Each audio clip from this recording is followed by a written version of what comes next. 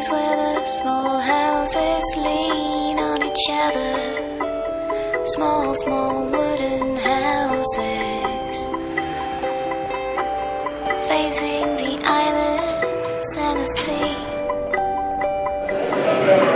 And the sea. It's a place where the seagulls circle hoping to catch some fish from the sea. In the harbor, rusted fishing boats coming in. Je pense que la photographie a la possibilité extrême de pouvoir dépasser les choses photographiées et non pas de les enregistrer sur le plan premier. Donc une des choses fondamentales de mon travail en photographie consiste à dépasser justement ces objets et à les emmener vers un imaginaire. En faire un symbole et effectivement de nouvelles icônes qui puissent parler à chacun éventuellement.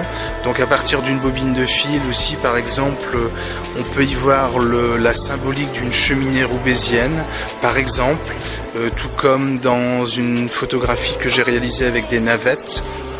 On pense tout de suite à un mini banc de poissons qui évolue dans l'espace. Donc ce sont des choses là comme ça qui sont assez courantes dans mon travail et le but est vraiment de partir de quelque chose de puissamment ancré dans un passé, dans une mémoire et de l'amener par le biais de la photographie vers autre chose, vers un imaginaire. Je n'utilise qu'exclusivement la lumière naturelle.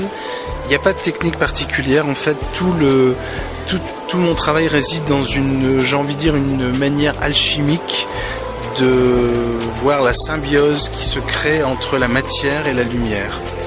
Donc c'est une perception pure, en fait, extrêmement approfondie, qui me permet de partir d'un objet et de l'emmener vers autre chose.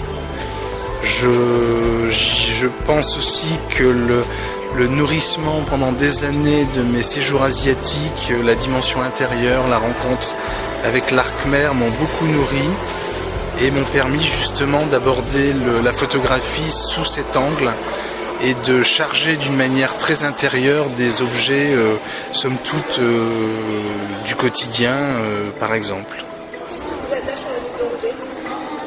Ce qui m'a attaché d'abord, c'est la dimension textile, c'est de pouvoir être interrogé sur quelque chose qui est puissamment ancré dans un passé, dans une mémoire, et comment peut-on, d'une manière contemporaine, par le biais de la photographie, l'amener vers autre chose. Donc de faire des ponts entre le passé, le présent, vers le futur. Donc, mais Roubaix, la ville de Roubaix, le futur de Roubaix peut aussi partir de cette mémoire très forte issue du textile, mais sans tomber dans quelque chose de uniquement axé sur la mémoire, mais trouver d'autres ponts qui vont l'emmener vers le futur. Et je pense que c'était une possibilité, un des aspects possibles avec le textile. Il y en a certainement d'autres à Roubaix que je connais moins. Le textile permettait cette possibilité et cet enjeu.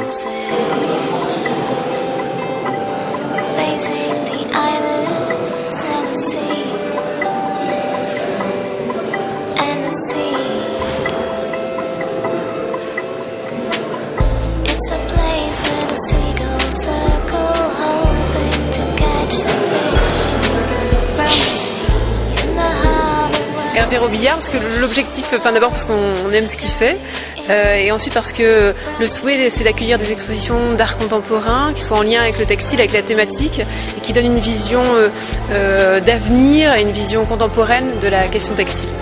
Il fallait qu'on puisse récupérer un espace approprié, donc on a libéré l'espace aujourd'hui, on a bénéficié d'un nouvel aménagement qui a été fait par Achille Marel, et ça nous a permis aujourd'hui effectivement d'accueillir de nouveau des expositions temporaires. Ça permet d'allier à la fois le côté patrimoine, l'histoire, qui vit toujours au travers du Parc des Machines et de la visite guidée qu'on propose toutes les heures, et en même temps de proposer une autre relecture de la question du textile.